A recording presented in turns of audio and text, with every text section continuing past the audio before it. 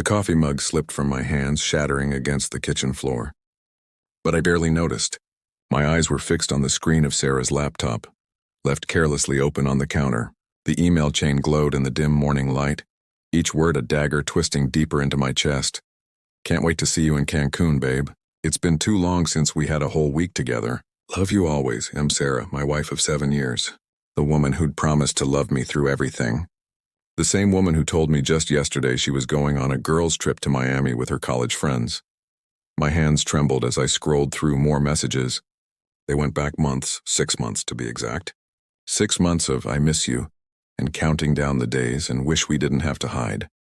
6 months of lies stacked so carefully I'd never seen the cracks. I heard the shower turn off upstairs. My mind raced. Part of me wanted to storm up there, throw the laptop in her face, demand answers. But another part, the part that had spent 12 years with this woman, 5 dating and 7 married, needed to know the whole truth. Who was M? How deep did this betrayal go? I quickly photographed the emails with my phone and closed the laptop, positioning it exactly as I'd found it. My heart hammered against my ribs as I cleaned up the broken mug, the pieces cutting into my fingers. The physical pain was almost welcome, something real to focus on besides the emotional devastation threatening to consume me. Morning, honey. Sarah's voice was bright as she descended the stairs, her hair wet and smelling of that lavender shampoo I'd bought her for her birthday. She kissed my cheek and I had to force myself not to flinch. You're up early. Couldn't sleep, I managed, my voice surprisingly steady. Excited about your trip? Her smile didn't waver. Oh yes. It's going to be so relaxing.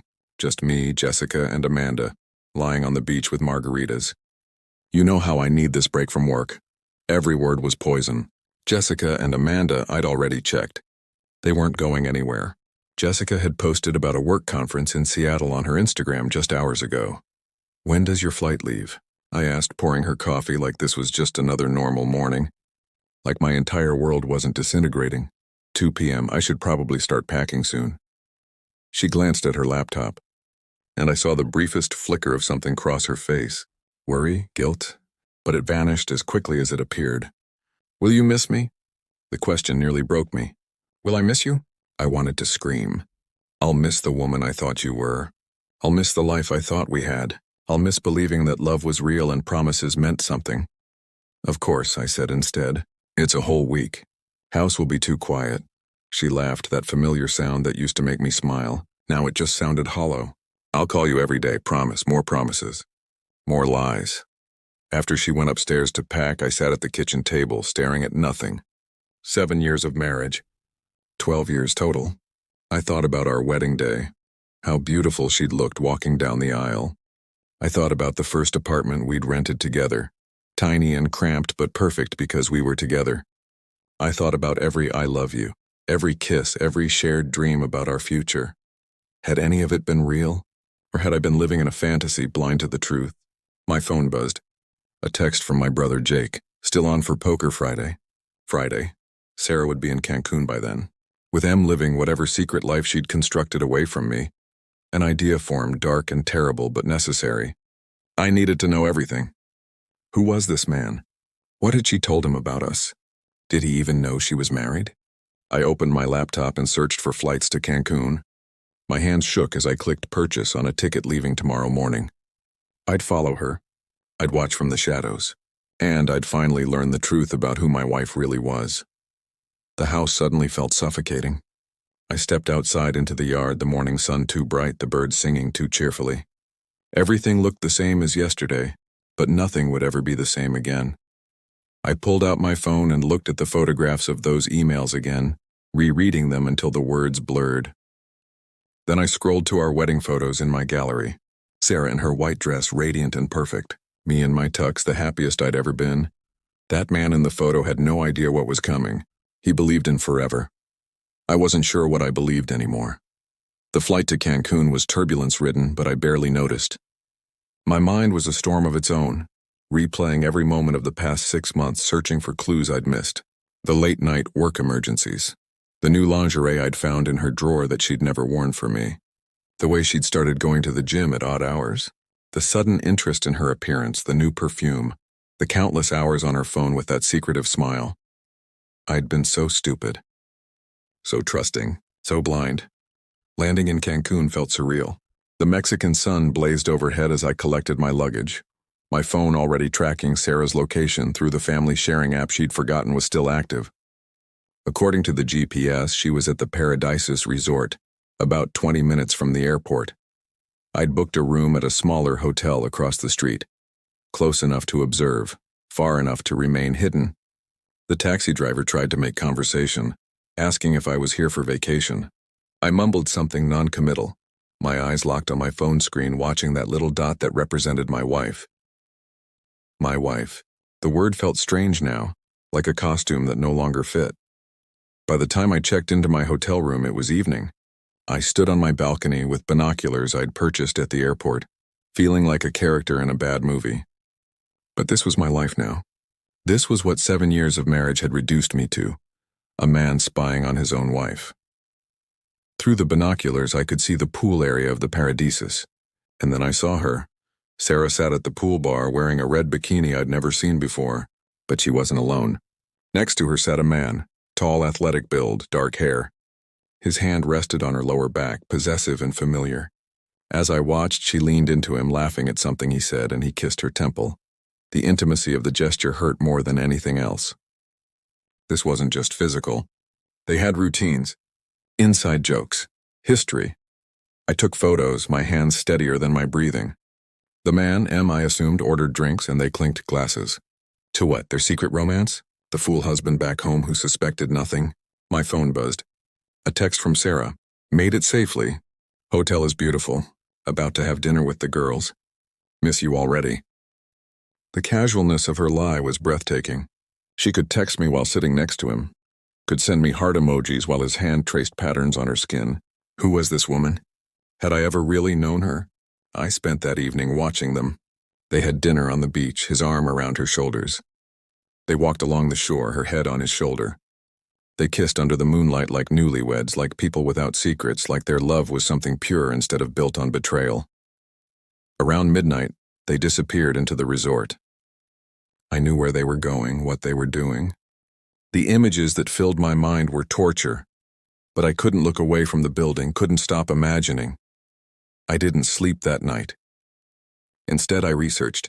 I scoured social media, cross-referenced names, dug through digital footprints. By dawn, I had a name, Marcus Reeves, Sarah's ex-boyfriend from college, the one she'd dated for 3 years before we met, the one she'd told me was just a friend when I'd asked about him years ago. The pieces started falling into place.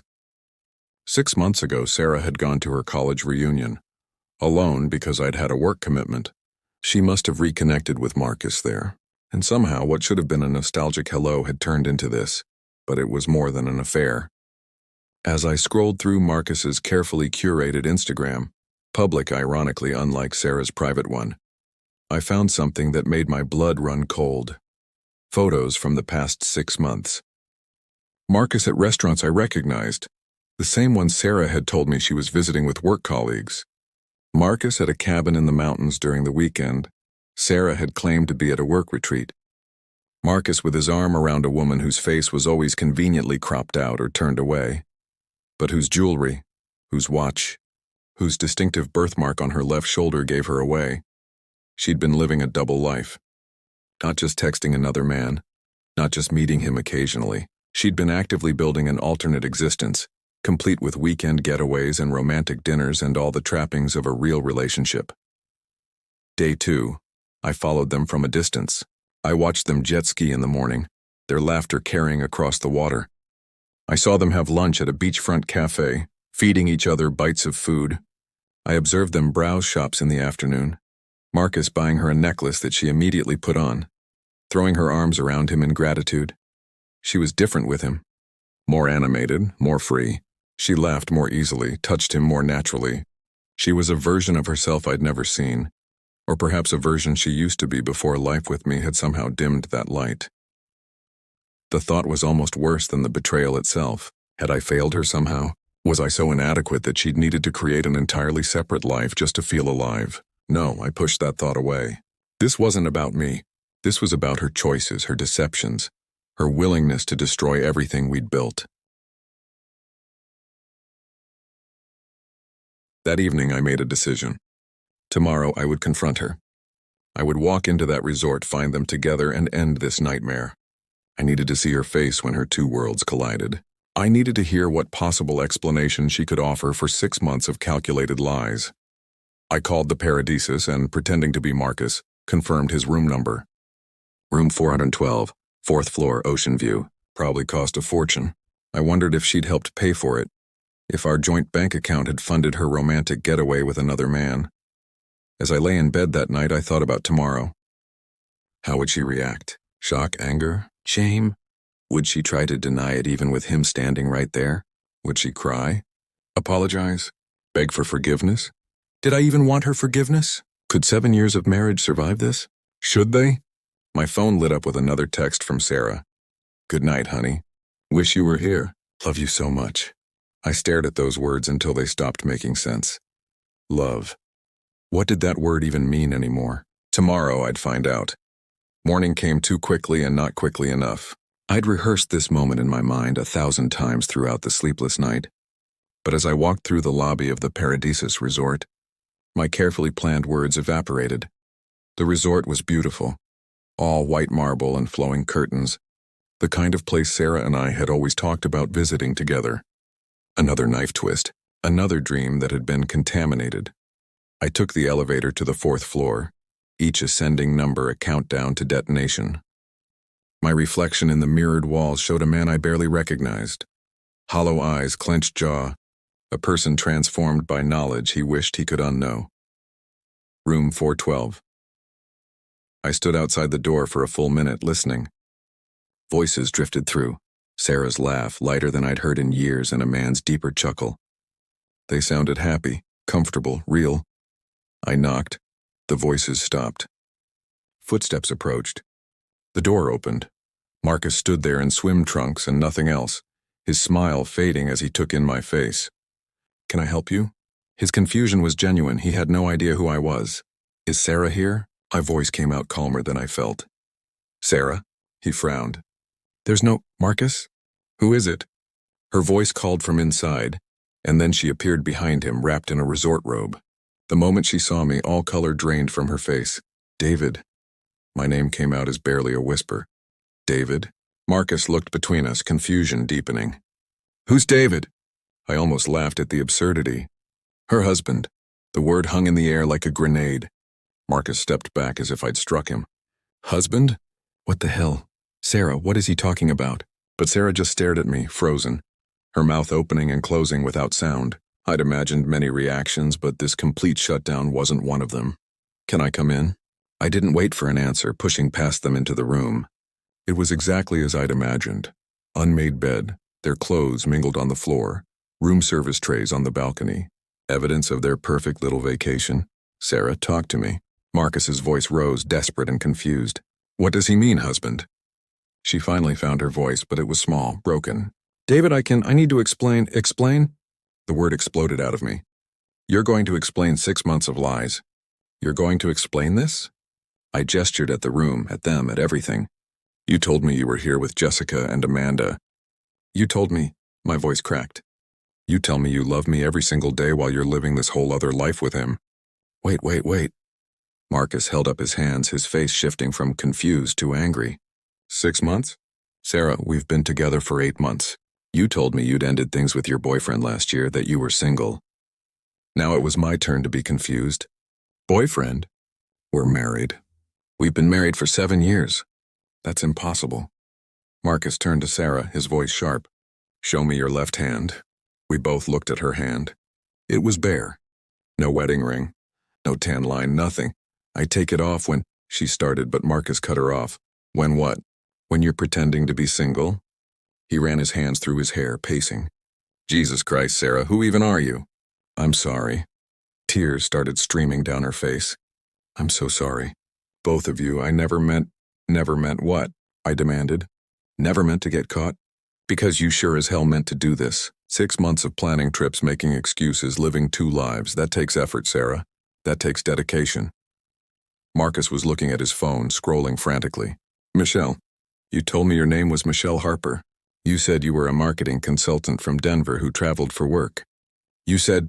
He stopped, looking up at her with something between disgust and heartbreak. Was anything you told me true? My name is Sarah Winters, I said flatly. Well, Sarah Mitchell now. She's a financial analyst from Chicago. We live on Oak Street in a house we bought 3 years ago. We have a dog named Cooper. Her favorite food is Thai. She's allergic to shellfish and she talks in her sleep. Stop, Sarah whispered. Please stop. Why? Isn't this fun? Let's compare notes. Maybe you can tell me what she told you she likes and we can see how many different versions of herself she's created. I never wanted this. Sarah's voice rose to match mine. I never wanted to hurt anyone. Then why? The question ripped out of me. Why, Sarah? If you weren't happy, if you wanted out, why not just tell me? Why the elaborate deception?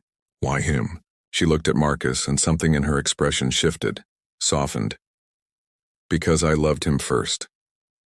The words hit like a physical blow. Marcus's eyes widened, but he didn't look away from her. What? I managed. You were my college boyfriend, she said to Marcus, her voice breaking. My first love. When we broke up because I was moving to Chicago for work, and you were staying in California for grad school, it destroyed me. It took me 2 years to feel normal again, and then I met David and he was good to me. Stable. Safe. We built a life together and it was fine. It was good. But then, the reunion, Marcus said quietly. She nodded. The reunion. And there you were. And it all came flooding back. Everything I'd convinced myself I was over. We talked all night and it felt like no time had passed at all. Like we were still us before geography and practicality tore us apart. So you decided to keep us both? I couldn't keep the bitterness from my voice. You decided you could have your stable, safe husband and your exciting lost love, and nobody would get hurt? I tried to end it. She turned to me, pleading. After that first weekend, I told myself it was closure, that I'd gotten it out of my system. But then he called and we started talking and I couldn't let go. Not again. Marcus had gone quiet, staring at the floor. When he spoke, his voice was cold. So what was the plan, Sarah? Or Michelle? Or whoever you are? Were you going to keep this up forever? Pick one of us eventually? Or just see how long you could maintain the lie? I don't know, she sobbed. I don't know. I love you both. I know that's not fair, I know it's selfish, but it's true. You don't love either of us. My words came out flat. Dead. You can't. Love doesn't look like this. Love doesn't lie. Love doesn't split itself in half and pretend both pieces are whole. That's not fair. Fair? I laughed, harsh and bitter. You want to talk about fair? Is it fair that I've spent 7 years building a life with someone who was mentally and emotionally checked out? Is it fair that he spent 8 months falling for someone who doesn't exist? Is it fair that we're both standing here, realizing we've been in love with a ghost? Silence fell, broken only by Sarah's crying. I looked at Marcus and saw my own devastation reflected back at me. Two men, different in every way, united in being casualties of the same woman's inability to choose. I should go, Marcus said finally. He started gathering his things, shoving clothes into a suitcase. Marcus, please. Sarah reached for him, but he stepped away. Don't. His voice cracked. Don't touch me. I don't even know you. He left without another word, the door closing with a finality that seemed to echo through the room. And then it was just us, husband and wife. 7 years of history between us, and absolutely nothing to say.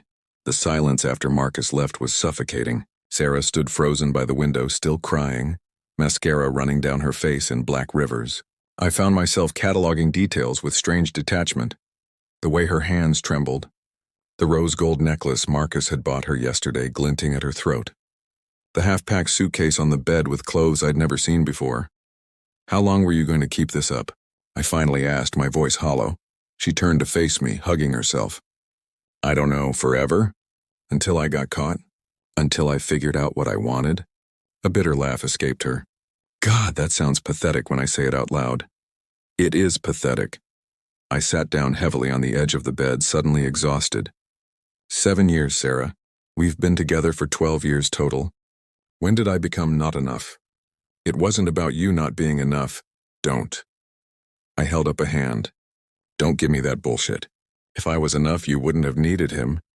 She was quiet for a moment, then moved to sit in the chair across from me. At least she had the sense not to sit next to me. Do you remember when we first started dating? How you used to say you loved how low maintenance I was, How easy our relationship was. What does that have to...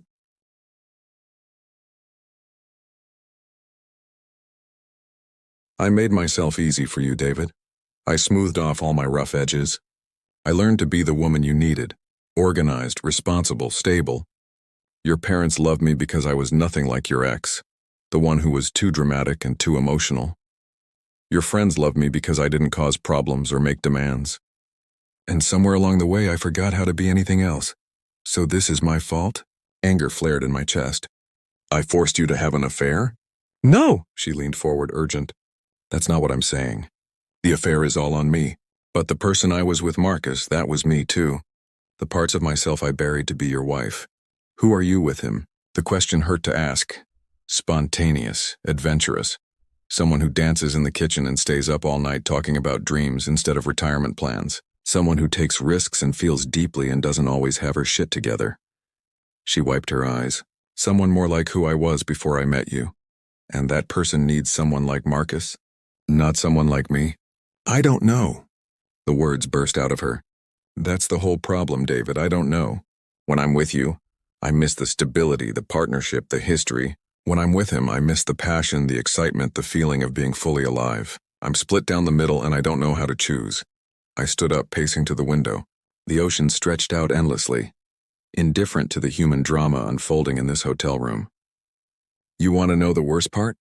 I look at you right now and I realize I don't know which version is real. Are you the woman who makes me coffee every morning and remembers my mom's birthday? Or are you Michelle, whoever the hell she is? Or are you someone else entirely that neither of us has met? I'm all of them. I'm none of them.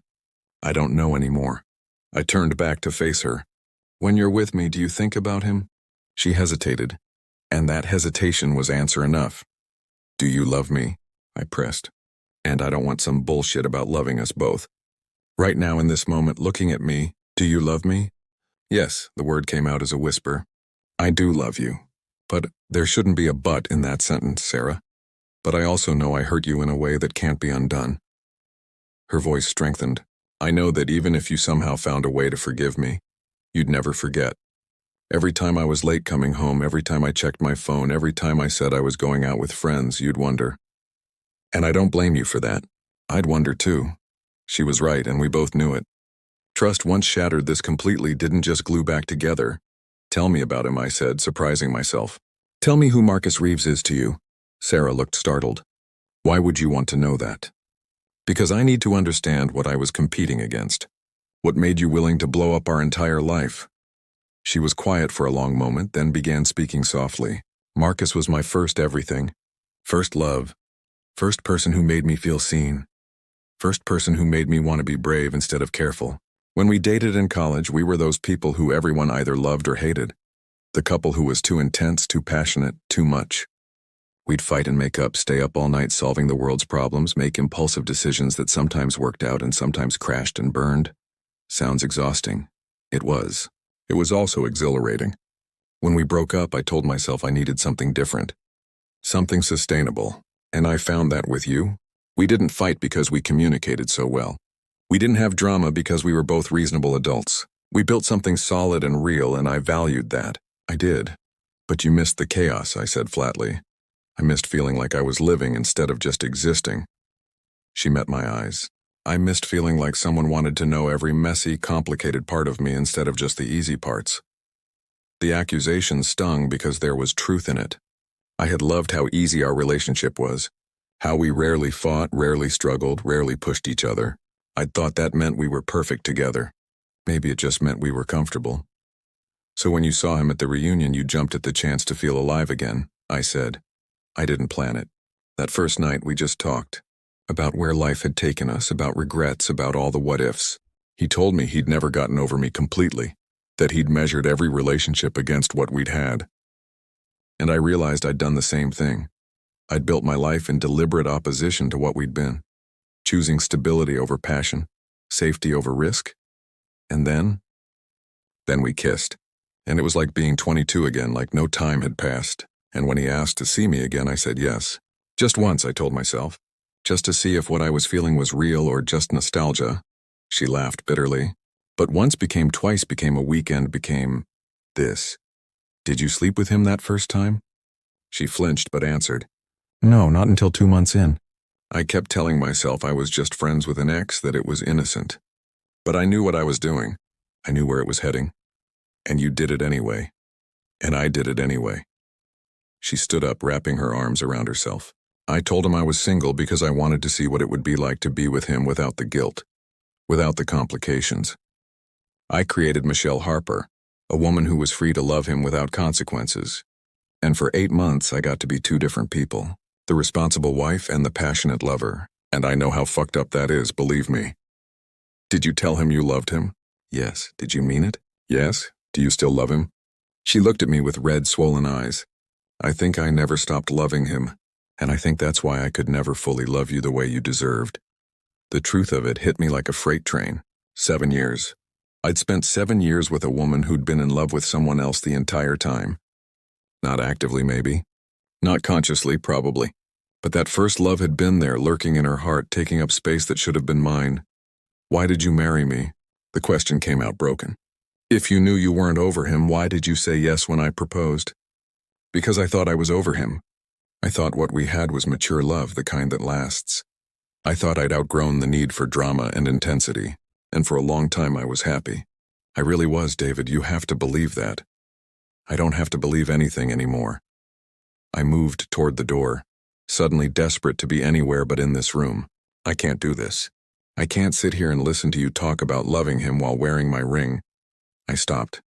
Wait, where is your ring? She touched her bare finger. I stopped wearing it 4 months ago.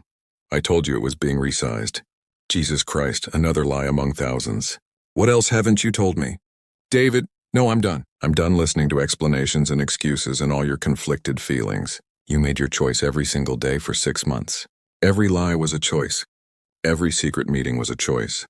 Every time you texted I love you while planning your next rendezvous, that was a choice. I opened the door, but her voice stopped me. What happens now? I looked back at her one last time, memorizing this moment. My wife, tears streaming down her face, standing in a hotel room paid for with lies, wearing another man's gift around her neck.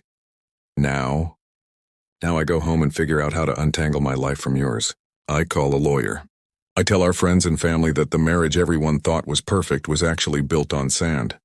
I paused. And you get to figure out who Sarah Mitchell really is. Without me. Without Marcus. Just you.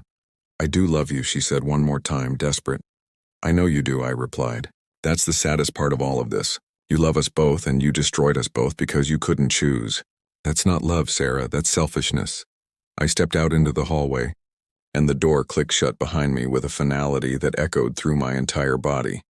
The hotel room I'd booked felt like a cell.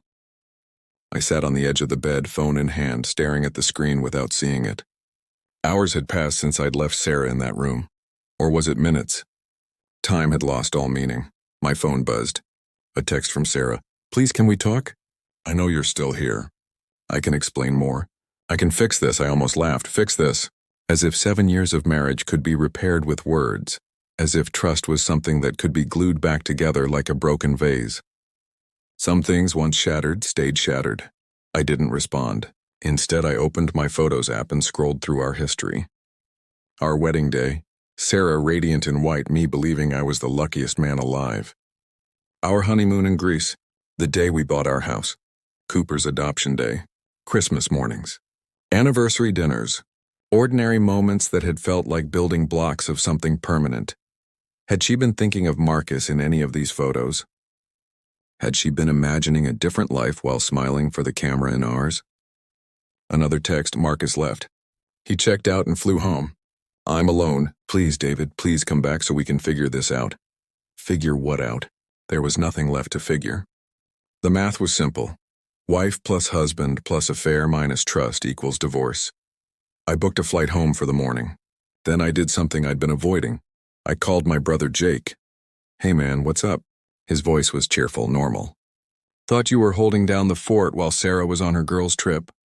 I'm in Cancun, I said flatly. What? Why? Because Sarah isn't here with Jessica and Amanda. She's here with her ex-boyfriend Marcus, who she's been secretly dating for 8 months while pretending to be single and using a fake name. Silence. Then, What the fuck? I told him everything. The emails, the fake trip, following her here, the confrontation, Sarah's confession about loving Marcus first, about creating a double life, about not knowing who she really was. Jake listened without interrupting, and when I finished, he let out a long breath. Jesus, David, I don't even know what to say. Neither do I. Are you okay? Was I okay? I just discovered that my marriage was a lie, that my wife had been living a secret life for months, that I'd been competing with a ghost I didn't know existed. No, I'm really not. Do you need me to fly down there? No, I'm coming home tomorrow. But Jake, how did I not see it? How did I miss 6 months of lies? Because you trusted her. Because people see what they want to see. This isn't on you, man. She chose this. She chose to lie and sneak around instead of being honest. But was that entirely true? I thought about what Sarah had said, how she'd made herself easy for me, how she'd buried parts of herself to be the woman I needed. Had I been so focused on our comfortable, drama-free relationship that I'd missed my wife slowly disappearing? She said she felt like she couldn't be herself with me, I told Jake, that she'd hidden parts of her personality to be the woman I wanted. That's bullshit. Jake's voice was firm. Plenty of people feel unfulfilled in relationships, David. They go to therapy. They have honest conversations. They work on things or they leave. They don't create elaborate double lives and string two people along for months. That's not on you. That's on her. Maybe he was right. Or maybe we were both right. Maybe Sarah had made terrible choices. And maybe I'd been so comfortable in our easy relationship that I'd never pushed her to show me all of herself. Maybe multiple things could be true at once. I found her wedding ring in her suitcase, I said quietly. After I left, I came back to the room. She was gone, probably looking for me or Marcus. Her stuff was still there. The ring was in a side pocket wrapped in tissue paper. She told me 4 months ago it was being resized. She's been hiding it for 4 months. Christ, there's an engraving inside. Forever and always. I put it on the bathroom counter and left. We talked for another hour. Jake offered to come stay with me when I got home, to help me start the process of separating my life from Sarah's. He offered to be there when I told our parents. He reminded me that I wasn't alone, that I had people who loved me. But as we hung up, I felt utterly alone. Because the person who was supposed to be my partner through everything, the person I'd chosen to build a life with, had chosen to build a secret life instead. I didn't sleep that night. Instead, I wrote pages and pages on my laptop trying to process everything, trying to understand how I'd gotten here, trying to figure out who I was without Sarah, without the marriage that had defined my adult life. Around 3 a.m., my phone rang. Sarah, I answered without saying hello. I know you probably don't want to talk to me, she said, her voice hoarse from crying, but I need to tell you something. Not because I think it'll fix anything, but because you deserve the whole truth. Okay. Marcus called me after he got to the airport. He said he hopes I figure out who I am, but he never wants to see me again. He said he can't be with someone who lied to him so completely, even if some of what we had was real. He said he's going to spend a long time learning to trust again, and it won't be with me. I felt a strange kinship with Marcus in that moment. Two men dealing with the same heartbreak. I'm sorry, I said, and meant it. Are you? I'm sorry that someone else got hurt by this. I'm sorry that you lost something that clearly meant a lot to you. But Sarah, I'm not sorry that he's gone, because maybe now you'll have to actually deal with who you are instead of splitting yourself into convenient pieces. I know. She was crying again. I've spent the last few hours alone in this room, and I realized something. I don't know who I am. Without you or Marcus or anyone else to define myself against, I have no idea who Sarah Mitchell is, and that's terrifying. Yeah, it probably is. I'm going to stay here for the rest of the week, she said, alone. I'm going to sit with this discomfort and figure some things out. And when I come home, I'll move my stuff out. I'll stay with my sister. We can start the divorce process whenever you're ready. Just like that? No fighting for the marriage? No asking for another chance? Would you give me one if I asked? I thought about it honestly. No. Then there's no point in asking. She paused. For what it's worth, I am sorry. I'm sorry I hurt you. I'm sorry I wasn't brave enough to be honest when I started having doubts about us. I'm sorry I was so selfish that I thought I could have everything without consequences. You deserved better than what I gave you. Yeah, I did. I hope someday you can forgive me. Not for my sake, but for yours. Because I don't want this to make you cynical about love. Too late for that. David, I have to go. My flight leaves in a few hours, okay? Her voice was small. Goodbye, David. Goodbye, Sarah. I hung up and sat in the darkness of the hotel room, watching the sunrise through the window. The sky shifted from black to purple to pink to orange. A new day beginning, indifferent to the endings happening in human hearts. 6 months later, I sat in my new apartment, smaller than the house Sarah and I had shared, but mine in a way that felt important. The divorce had been finalized last month. Surprisingly amicable, all things considered. We divided our assets, decided I'd keep Cooper, agreed to tell people we'd grown apart rather than airing all the messy details. I'd heard through mutual friends that Sarah had started therapy, that she'd taken a leave of absence from work and spent 2 months traveling alone, trying to figure herself out, that she'd cut her hair short, taken up painting, moved to Portland. I didn't ask for details. Her journey to self-discovery wasn't my concern anymore. Marcus had blocked her on everything, apparently. Had started dating someone new. Good for him. As for me, I was learning to be alone. Really alone in a way I hadn't been since I was 22. No girlfriend, no wife, no one else's needs to consider. It was strange and sometimes lonely, but also liberating. I was rediscovering parts of myself I'd forgotten.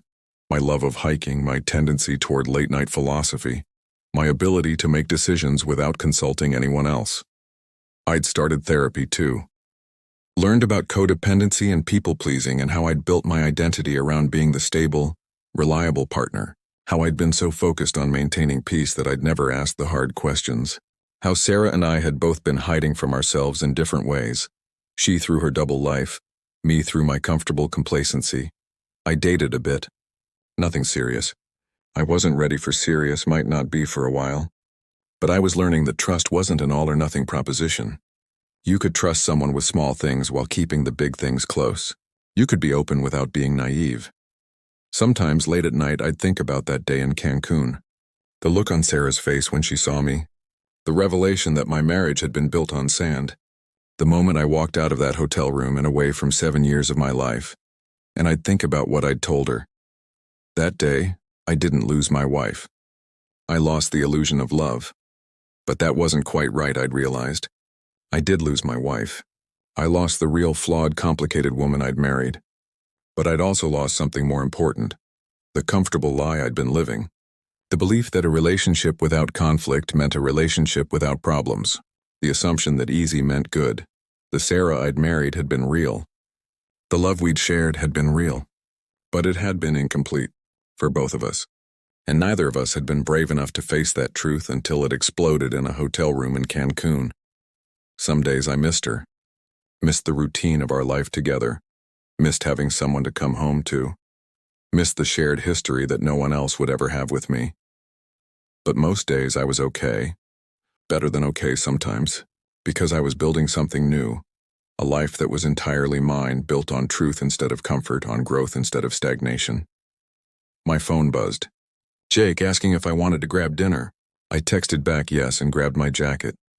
As I locked the apartment door behind me, I caught my reflection in the hallway mirror. The man looking back at me looked different than the one who'd stood outside room 412 6 months ago. Older, maybe. Sadder, definitely. But also somehow more solid. More present. More real. That day in Cancun, I'd lost the illusion of love. But in the months since, I'd found something more valuable. The truth of who I was without it. And that I was learning was enough.